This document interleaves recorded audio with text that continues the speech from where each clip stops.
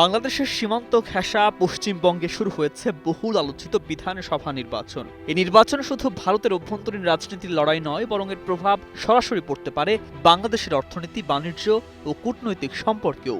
বহুল আলোচিত ইস্যু যেমন নদীর পানির ন্যায্য হিস্সা, সীমান্ত হত্যা, এমনকি রাজনৈতিক আশ্রয় বা শেখ হাসিনাকে ফেরানোর মতো প্রশ্নও এই নির্বাচনের ফলাফলের সঙ্গে নতুন মাত্রা পেতে পারে। একদিকে নরেন্দ্র মোদী এর কেন্দ্রীয় রাজনীতি, অন্যদিকে মমতা বন্দ্যোপাধ্যায়ের আঞ্চলিক অবস্থান। এই দুয়ের দ্বন্দ্ব বাংলাদেশের জন্য গুরুত্বপূর্ণ বার্তা বহন করছে, তাই সীমান্তের এপারে বসেই নজর রাখছে ঢাকা। এই জোটের ফলাফল দ্বিপাক্ষিক সম্পর্কের গতি কোন দিকে যাবে, সেটি এখন বড় প্রশ্ন।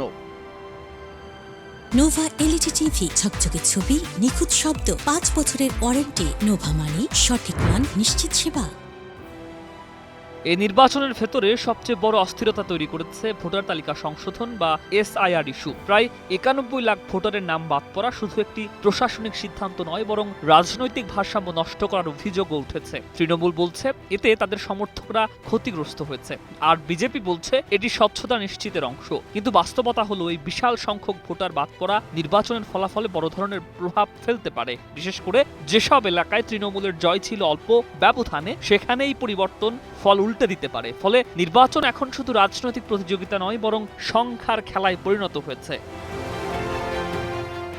মাঠের লড়াইয়ে দেখা যাচ্ছে দুই শিবিরের মরিয়া অবস্থান। নন্দীগ্রাম, দার্জিলিং, কোচবিহার সহ বিভিন্ন জায়গায় উত্তেজনা তুঙ্গে।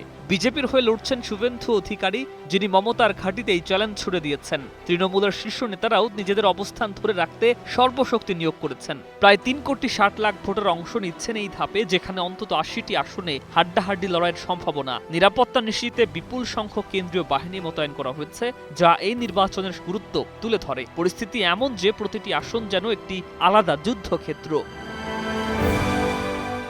বাংলাদেশের দৃষ্টিকোণ থেকে সবচেয়ে গুরুত্বপূর্ণ প্রশ্ন, কার জয় লাভজনক। মমতা বন্দ্যোপাধ্যায় অতীতে তিস্তার পানি বণ্টন নিয়ে আপত্তি জানিয়ে কেন্দ্রের সিদ্ধান্ত আটকে দিয়েছেন, যা বাংলাদেশের জন্য বড় বাধা ছিল। তবে একই সঙ্গে তিনি সীমান্ত বাণিজ্য ও সাংস্কৃতিক যোগাযোগে তুলনামূলক নমনীয় অবস্থান রেখেছেন। অন্যদিকে বিজেপি ক্ষমতা এলে কেন্দ্রের সঙ্গে সমন্বয় বাড়তে পারে, ফলে পানি বণ্টনের মতো বড় সিদ্ধান্ত দ্রুত হতে পারে। কিন্তু সীমান্তে কড়াকড়ি, হত্যা ও রাজনৈতিক চাপ বাড়ার আশঙ্কাও রয়েছে। তাই বাংলাদেশের জন্য এটি এক জটিল সমীকরণ, যেখানে লাভ ক্ষতি দুই দিকেই রয়েছে।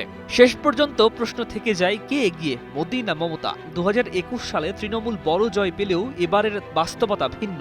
ভোটার তালিকা থেকে বিপুল নাম বাদ পড়া, বিজেপির আক্রমণাত্মক প্রচারণা এবং রাজনৈতিক মেরুকরণ পরিস্থিতিকে অনিশ্চিত করে তুলেছে। মমতা এখনো সংগঠন ও জনভিত্তিতে শক্তিশালী, কিন্তু বিজেপি তার শক্ত অবস্থান তৈরি করেছে। ফলে এই লড়াই একেবারে শেষ মুহূর্ত পর্যন্ত গড়াবে বলেই ধারণা করা হচ্ছে।